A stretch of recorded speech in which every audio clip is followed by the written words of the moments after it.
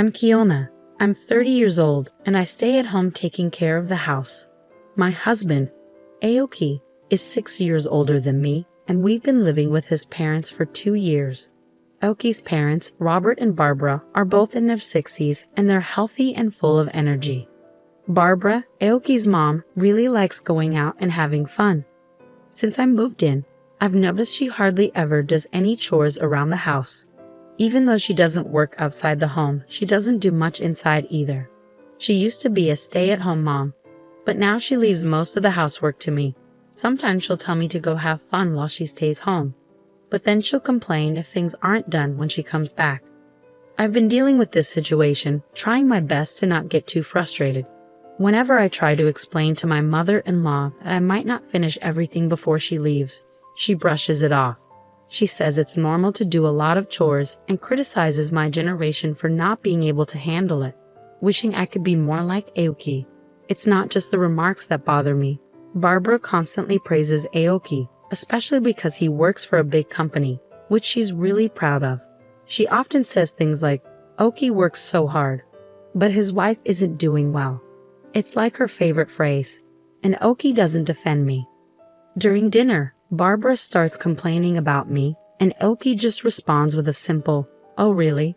showing little interest.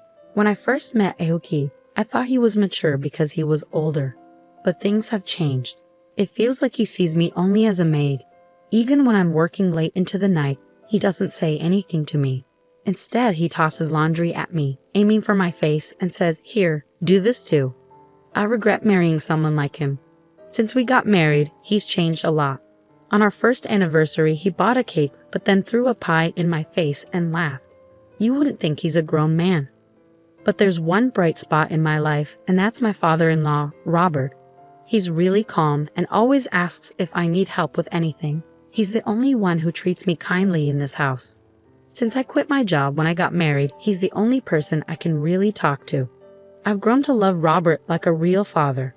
But Robert works during the day, so he's not home much. That means I'm often alone with Barbara.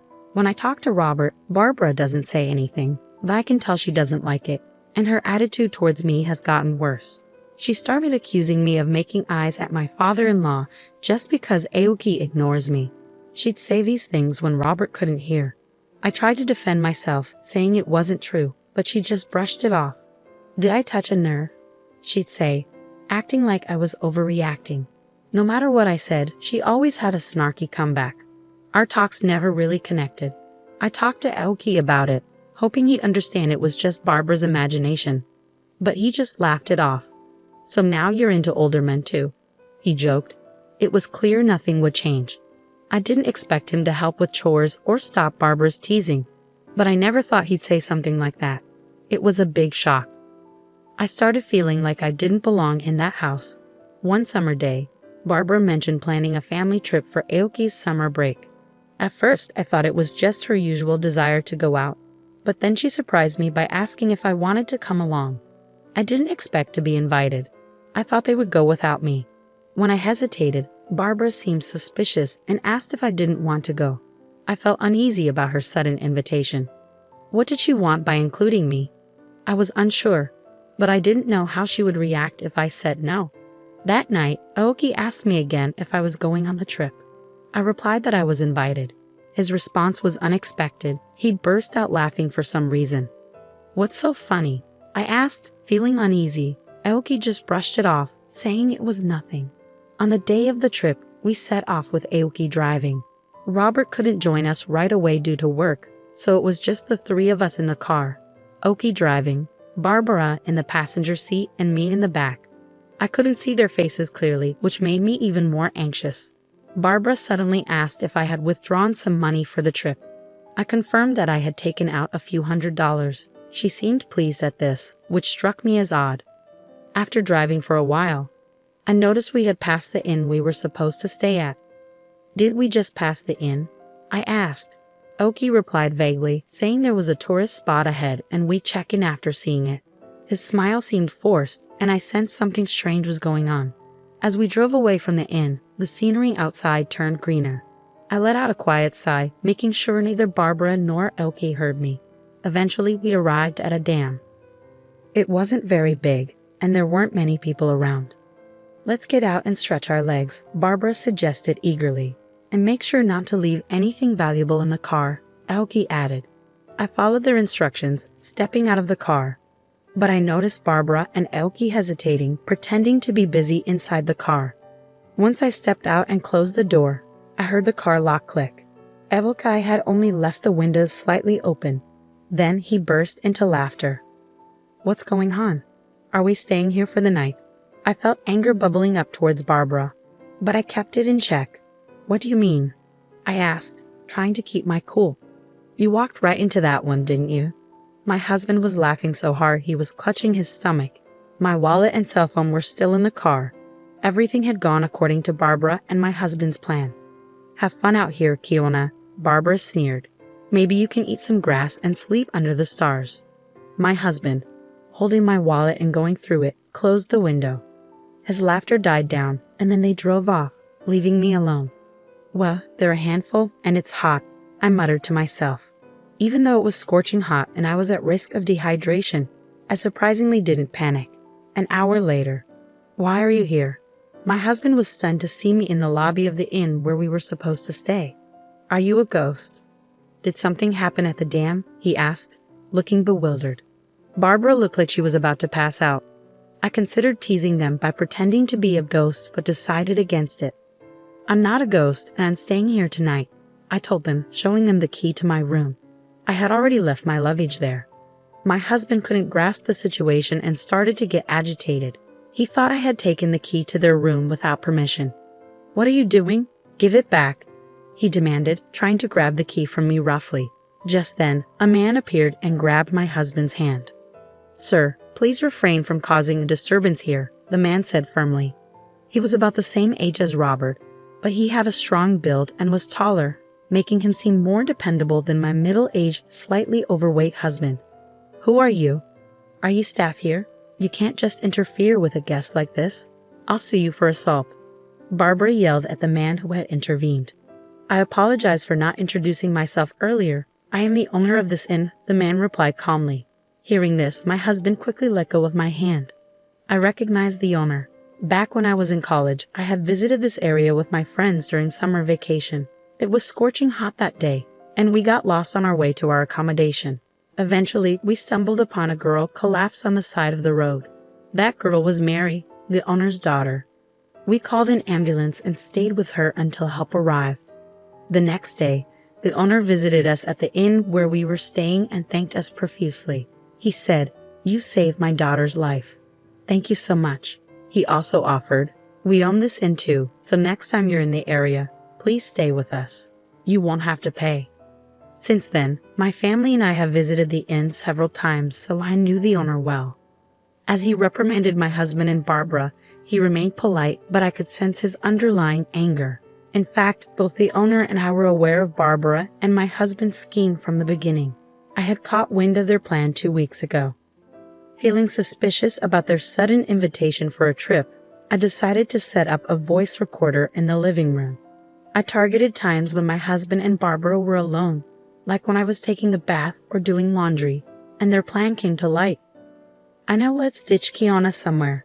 It would be hilarious. How about here? There's a gym about an hour's drive from the inn." When I heard their conversation, I was shocked.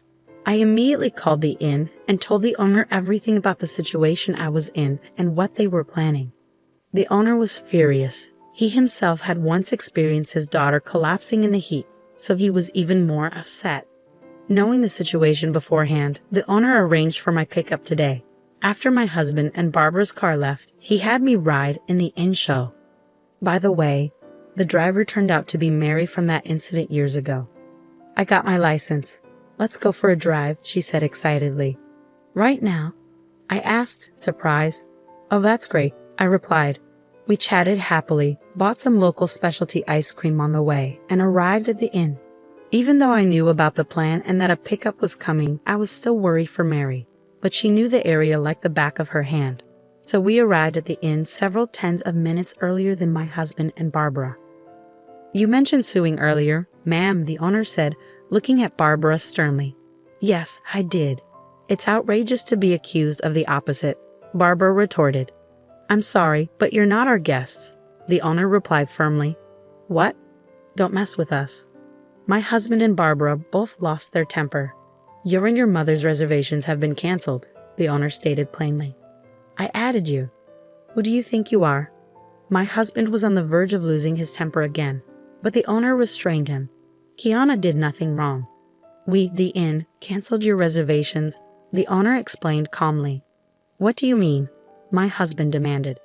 If you leave a woman alone at a dam in the mountains after stealing her wallet, wouldn't you be committing a crime? We can't allow such people to stay at our inn. We also called the police. My husband and mother-in-law became even more furious at this revelation. This is no joke. Don't think you can get away with this. I work at our company, my husband protested. This little inn in the mountains. Just then, Robert arrived. Hey, what's going on here? Sensing the tension, Robert looked around and asked for an explanation. Barbara and my husband appealed to Robert, saying the inn staff were rude and they wanted to stay elsewhere. But when Robert heard what had happened, he was furious. You idiots. It was the first time I had seen Robert yell. How embarrassing. I can't believe we're from the same family. You two, get out of here now. My husband and mother-in-law were stunned by Robert's outburst. Where to? Another inn, they asked, but Robert was firm. Wait a minute, that's not possible, Dad, my husband said with a wry smile. But Robert was resolute. You're disowned. Get out. No, don't make me say it again. He pushed my husband away. Then the police arrived and my husband and Barbara turned pale. The owner and I explained the situation to the officer, and I played back the recorded conversation. My husband and Barbara started crying, but Robert intervened. Quiet down, you're disturbing the inn. Officer, please take them away. It's not like that, officer. We didn't think it would be such a big deal. It was just a prank. My husband tried to explain, but the officer's expression changed. A prank? Are you serious? Don't you realize that your little joke could have put someone's life at risk, especially your own wife's? They were scolded harshly. Though they weren't arrested due to it being a family matter, Barbara and my husband looked pale throughout the ordeal. This isn't over. Kirana's feelings will determine your future. Understand. With those final words, my husband and Barbara, still pale, went home. Robert seemed apologetic the entire time. He kept saying, I'm really sorry. I can't apologize enough for not noticing the unpleasant experiences you have been having, for the terrible ordeal you went through today. He also deeply apologized to the inn owner, expressing remorse for the trouble they caused. Interestingly, the inn owner is a businessman who runs several other companies and is also a client of the company where Robert works. Without knowing this, my husband had boasted, I work for a big company. I'm relieved I was able to hold my husband and Barbara accountable. But it's also frightening to think what could have happened if I hadn't known about their plan beforehand. I hope being scolded by the police makes them realize the seriousness of their actions. After returning from the inn, I decided to divorce my husband. Naturally, I demanded a significant alimony. I hope they learn from this experience and refrain from hurting anyone else in the future. It's quite a turn of events. Robert and Barbara ended up divorcing as well. Robert severed ties with my ex-husband and kicked him out of the house. Due to the incident, my ex-husband was advised to resign from his job. It turns out his workplace behavior had been problematic for a while. Just as he treated me poorly, he had been harsh to his colleagues and juniors, and the HR department was already considering taking action against him. Reflecting on my own actions, I'm disappointed that I mirrored such behavior. My ex-husband, now unemployed, is struggling to find another job. Despite his age, he lacks a solid track record for managerial positions from his previous company, and he struggles to explain why he left. Barbara was also kicked out by Robert and has sought refuge with relatives at her parents' home. However, there are concerns about her spending habits and love for travel. Her relatives fear she might drain their savings if she moves in with them. It might be wise for her to consider finding a part-time job, especially since she's still in good health. So I moved out of my in-laws' house and now live nearby by myself. I'm still friends with Robert, and sometimes I ask him for advice about work issues. Before this, I used to take care of the house and kids, but now I'm starting a new chapter in my life. When I was looking for a job, the owner of a company approached me and asked if I'd like to work for them. He was really concerned about how things were going for me. It seemed like he wanted to find a job for me in his company. I happily agreed to join. I felt really thankful for his kindness. I expressed my gratitude, but he insisted that they were the ones who should be grateful. It felt like I had already returned the favor from before, and now I needed to give something back. The company he recommended me to is well known and treats its employees well. It was a pleasant surprise. Interestingly, it's in the same industry that my ex-husband used to brag about, but this company is much bigger. Everyone there is friendly, and I'm enjoying my days much more now than when I was dealing with marital problems.